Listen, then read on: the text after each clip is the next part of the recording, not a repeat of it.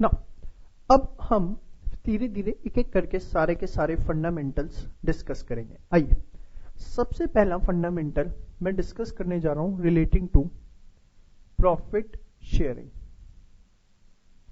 Profit sharing से related सबसे पहला फंडामेंटल डिस्कस करने जा रहा हूं। ध्यान से देखिए, in the absence of partnership deed, अगर पार्टनरशिप डीड नहीं है, उनके बीच में आपस में कोई एग्रीमेंट नहीं हुआ, तो profits will be shared equally among the partners. Profits will be shared equally among the partners irrespective of capital contribution। irrespective of capital contribution मतलब किसने कितना पैसा लगाया हुआ है, इससे बिल्कुल भी मतलब नहीं है। अगर पार्टनर्स हैं और पार्टनर्स के बीच में कोई एग्रीमेंट नहीं हुआ तो profits will be shared equally. Sir क्यों? बेटा मैंने आपको बताया कि अगर कुछ भी नहीं लिखा हुआ तो we have to follow the provisions of partnership act 1932।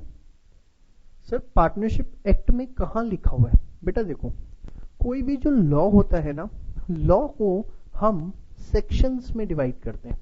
जैसे लॉ में कोई भी बात लिखी जाती है, आप कोई ऐसे लिखते हो तो उसमें पैराग्राफ लिखते हो ना, first para, second para, third para, fourth para.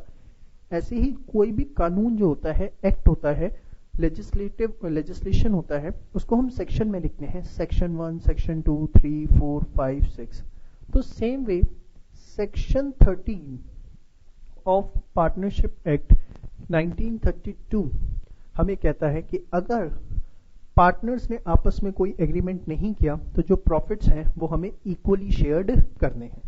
But अगर सर एग्रीमेंट हुआ है तो पहली चीज, और दूसरी चीज कैपिटल कितनी भी हो। हाँ जी, मैं आपको एक एग्जांपल देता हूं, ध्यान से देखिए। A, B and C are partners with capital of rupees 1 lakh by A, rupees 3 lakh by B and rupees 5 lakh by C. All the partners decided to share profits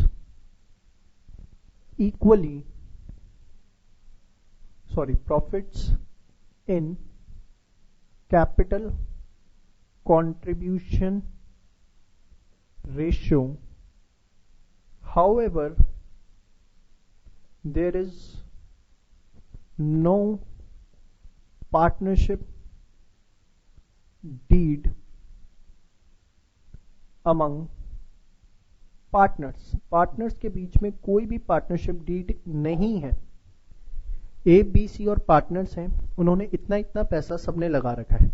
तीनों ने मिलकर डिसाइड किया कि यार जितना जितना पैसा लगा रखा है ना, उस हिसाब से हम प्रॉफिट्स आपस में बांट लेते हैं।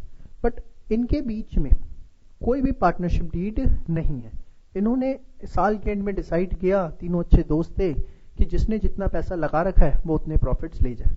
बट क्या इनके बीच में पार्टनरशिप डीड है? नहीं है। वो जानबूझ के लिख रहा है ऑल द पार्टनर्स, इमोशनल करने के लिए आपको, कि बेटा देखो सब सोच रहे हैं मिलके, तीनों कह रहे हैं अब क्या दिक्कत है, मियां बीवी राजी तो क्या करेंगे काजी। नहीं बेटा, यहाँ पे वो डायलॉग नहीं चलता, यहाँ पे लॉ चलेगा।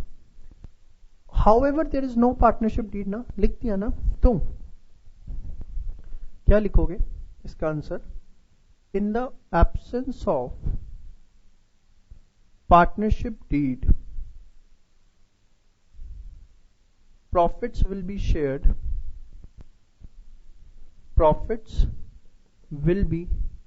shared equally as per section 13 of Partnership Act 1932 irrespective of capital contribution। समझ में आया? तो यहां पर जो भी प्रॉफिट्स आएंगे इनको इक्वली ही बांटने पड़ेंगे, चाहे किसी ने कितना भी पैसा लगा रखा हो, उससे कोई फर्क नहीं पड़ता। बट सर अगर पार्टनरशिप डीड होती तो क्या करते? ध्यान से देखिए, सपोज बेटा ऐसा क्वेश्चन है आपके सामने, X, Y and Z are partners sharing profits in 5:3:2 as per partnership deed. During the year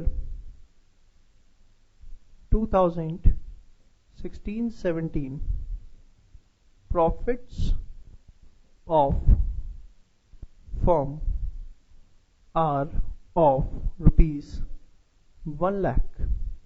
Find share in profits of A, B and C. XYZ partners हैं जो कि प्रॉफिट शेयर कर रहे हैं 5:3:2 में पार्टनरशिप डेट के हिसाब से। 2016-17 में हमारी फर्म ने, उनकी फर्म ने प्रॉफिट्स कमाए 1 लाख रुपए। तो बताओ कैसे ABC का शेयर निकलेगा? बड़े आराम से देखो बेटा, सबसे पहले आप समझो, मैं आपको एक कॉन्सेप्ट समझा रहा हूं। 5:3:2 का मतलब क्या होता है? सबसे पहले आप मतलब समझो 5:3:2 का मतलब क्या होता है। देखो ABC, इसका मतलब है, आप सम करो, 5 और 3 8, 8 और 2 10। इसका मतलब ये है आउट ऑफ ₹10 प्रॉफिट्स, अगर 10 रुपए के प्रॉफिट्स आते हैं, A will receive ₹5, B will receive ₹3 और सी विल रिसीव ₹2। ए को 5 रुपए रिसीव होंगे, बी को 3 रुपए रिसीव होंगे और सी को कितने रिसीव होंगे? 2 रुपए। अगर 10 रुपए के प्रॉफिट्स आते हैं, 5 और 3 8 और 2 10, 10 रुपए के प्रॉफिट आते हैं, तो A will receive 5, B will receive 3 and C will receive 2। अब इसका मतलब होता है ये, हमारे प्रॉफिट्स आए कितने बेटा? 1 लाख रुपए। तो 1 लाख रुपए के प्रॉफिट्स अगर आए हैं, एक बात बताओ, मैंने कैसे निकाला ये 10? 5 और 3 8, 8 और 2 10, 10 में से ए का हिस्सा कितना है? 5 रुपए। तो आपको इसे कैसे लिखना है? 5/10। 5/10 क्या है? ए का हिस्सा कितना है? 5 और नीचे तीनों का सम, 5 और 3 8 और 2 10। सम क्यों लिखना है हमें नीचे? क्योंकि हमें बताना है कि 10 में से कितने मिल रहे हैं? 5। बी को कितने मिलेंगे बेटा? 1 लाख इंटू 3 और नीचे कितना? 10। सी को कितने मिलेंगे? 1 लाख इंटू 2/10, तो 50,000, 30,000 एंड 20,000। तो ABC का जो हिस्सा बनेगा 1 लाख के प्रॉफिट्स में, कितना बनेगा? 50,000, 30,000 एंड 20,000। कैसे हम प्रॉफिट्स को बांटते हैं ये आपको समझ में आ गया। रेशियो को हमें जिसका हिस्सा है वो ऊपर लिखना है और नीचे तीनों का सम करके लिखना है। फिर यहाँ 3/10 और यहाँ पे 2/10। ठीक है, चलिए फटाफट ये सारा का सारा आप नोट डाउन कर लीजिए। समराइज अगर मैं करूं तो हमें ये समझ में आ गया, पार्टनरशिप डीड नहीं है तो इक्वली हमें मतलब नहीं है किसने कितना पैसा लगाया। पार्टनरशिप डीड है तो जो रेशो उसमें लिखी हुई है उस रेशो में, और रेशो कैसे निकालनी है? ऊपर पार्टनर का हिस्सा और नीचे रेशो का टोटल हमें लेना है। फटाफट बेटा ये सारा का सारा नोट करिए फास्ट।